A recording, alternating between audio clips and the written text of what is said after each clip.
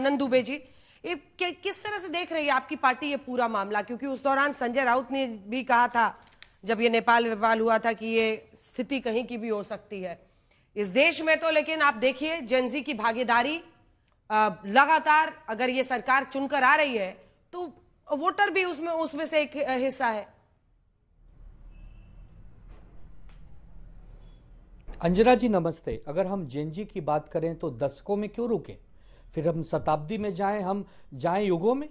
हमारे देश का जेनजी युगों युगों से और 2025 तक एक ही चीज जानता है, वो है देशभक्ति।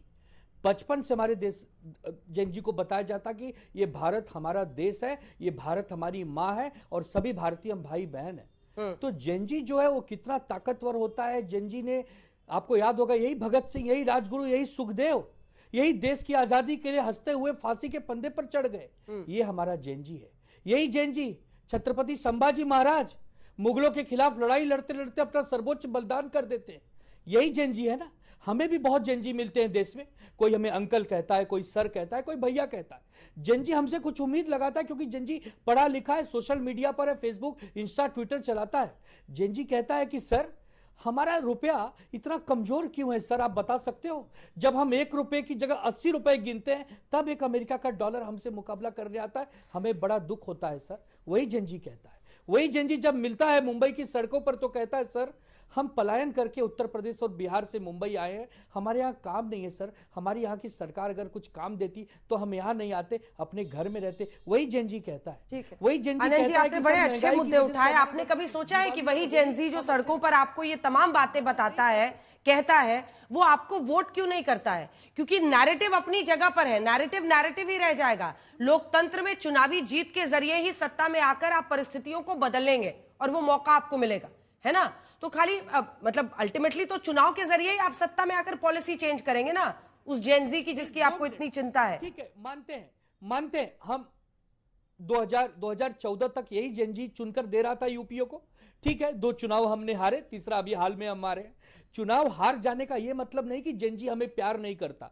जेनजी हमसे संवाद करता है। हो सकता है कि जब वोटर में बात होती हो तो कुछ समीकरण में बीजेपी जीत जाती हो। अभी अभी नीलेश राणे महाराष्ट्र के सिंधुदुर्ग से कैश की थैली पकड़े हैं। कहां से पकड़े हैं? एकनाथ शिंदे के एक नेता हैं और पकड़े हैं बीजेपी के घर से।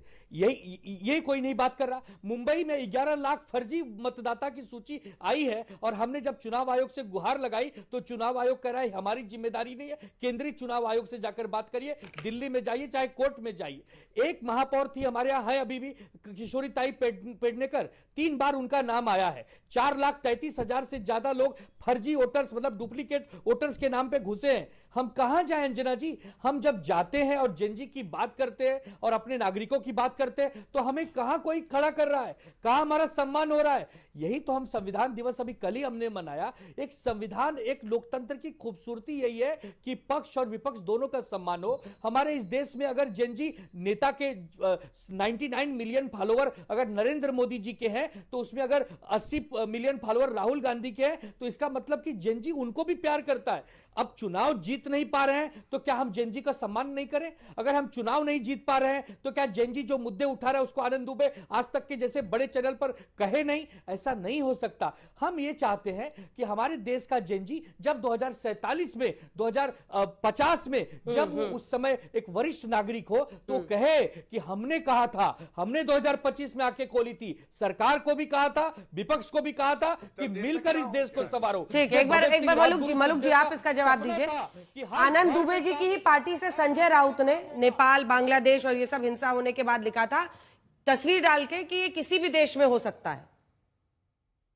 अब क्या करना चाह रहे हैं मलुक जी? क्या समझ में आ रहा है विपक्ष का स्टैंड? देखिए अंजना जी, हाँ अंजना जी, सीधा ये समझ में आ रहा है, नाच ना आए आंगन टेढ़ा, चुनाव ये जीत नहीं सकते, कुछ ना कुछ बोलना ही है।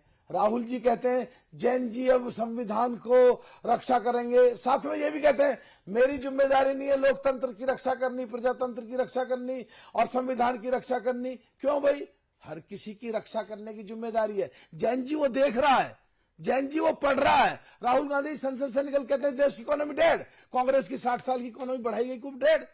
राहुल गांधी जी कहते हैं जलेबी की फैक्ट्री में 50,000 लोग काम करेंगे। बिहार में 12 सीटों पर आमने सामने ठक ठक ठक चुनाव लड़ रहे हैं और यहाँ पे इमरती और लड्डू बन रहे हैं। राजनीतिक भाषा में कत्ल की रात बिहार में जो 11 तारीख को चुनाव होना, 9 तारीख को प्रचार बंद होना, 9 तारीख को राहुल गांधी जी मध्य प्रदेश में घूम रहे। जैन जी हमसे ज्यादा समझदार हैं, आप लोगों से, हमसे, सबसे। उनका दिमाग बिल्कुल नई मशीन है, सब देखते हैं, सब समझते हैं, सब करते हैं। मैं कह रहा हूं अंजना जी, इनकी सारी बात काल्पनिक तौर पे 1 मिनट के लिए मान लिया जाए, काल्पनिक तौर पे कि जो ये कह रहे हैं सोचने की बात है, लेकिन ये सीधा सा एक बात का जवाब दे दें। अभी 2 बैठे हैं, आनंद दुबे साहब और सुप्रिया जी। क्या बंबई में ये दोनों मिलके चुनाव लड़ सकते हैं कारपोरेशन का? क्या सो कॉल्ड इंडिया गठबंधन पूरे देश के किसी भी प्रदेश में मिलकर चुनाव लड़ा है क्या? बोलिए Dubey ji. So called India गठबंधन बोलिए दुबे जी। नहीं संभल सकता। बोलिए दुबे जी। चुनाव नहीं लड़ सकते, तो जैन जी सब जानते हैं, समझते हैं। तब तो आप हमको टीवी पे बैठ के बता रहे थे कि हमारी ये हालत है कि अंदर जाते हैं तो खाना भी नहीं मिलता है, बाहर आते हैं तो चप्पल भी कोई चुरा ले गया। आप ही ने बोला है, भूलिएगा मत। मुलुक जी सबसे पहले, हाँ जी, मुलुक जी सबसे पहले तो आपका धन्यवाद कि आप हमारे लिए इतना आदर रखते हैं और हमारी एक प्रकार से आप एक रखते हैं कि हम अच्छे हो जाएं। लेकिन यही ज्ञान आप देवेंद्र फडणवीस जी और एकनाथ शिंदे को नहीं दे पाए। अभी महानगर पालिका से छोटा चुनाव है नगर पालिका, दहानू में दोनों एक दूसरे की लंका जलाने पे लगे हैं। पहली बार देख रहा हूं एक डिप्टी सीएम, एक वर्तमान मुख्यमंत्री, दोनों एक दूसरे को राम और रावण की संज्ञा दे रहे हैं। वो कह रहा है मैं राम हूं वो रावण है, वो कह रहा है नहीं मैं राम हूं वो रावण है, और लंका जलाई जा रही है। अरे लंका तो जलानी है गरीबी की, लंका जलाना है भ्रष्टाचार का, लंका जलाना है बेरोजगारी की। वो लंका आप नहीं जलाएंगे, लेकिन एक दूसरे के खिलाफ कर पूरे और धन और बल का दुरुपयोग करके जगह जगह केवल चुनाव धांधली आनंद भाई की जाए। रोको जल्दी बोलो, आप बोलो मलूक। अंजना जी रोको। देखिए, अरे आनंद भाई आप एक बात बताओ। आनंद जी, जिस दिन हारती है ना गठबंधन हारता है, उस दिन सदमे में रहते हैं, सारी पार्टियां उस दिन सबको आईना दिखाते हैं, अगले दिन से वापस रीसेट ना हो। आप पे अपना गठबंधन संभलता नहीं है, कांग्रेस पार्टी पे अपना कांग्रेस नहीं संभलता। G23 लोग घूम रहे हैं। अरे एनडीए ने सारे प्रदेशों में मिलकर चुनाव लड़े हैं, रिजल्ट निकाले हैं, तुम हर जगह हारते गए हो। और कांग्रेस की जो बात करें, अखिलेश के कंधे पे 6 MP जीत गए और मध्य प्रदेश में हटाओ अखिलेश पखलेश को। तुम पे लित्र तो है नहीं, तुम में खुद में कंफ्यूजन। 3 साल तक तुम्हारा अध्यक्ष नहीं बना, कर जो एलओपी तुम्हारा पिछला राष्ट्रपति, राष्ट्र की पत्नी बताते थे महामहिम राष्ट्रपति को। एक प्रदेश बता दो जहां सो कॉल्ड इंडिया गठबंधन वालों तुम मिलकर चुनाव लड़े हो।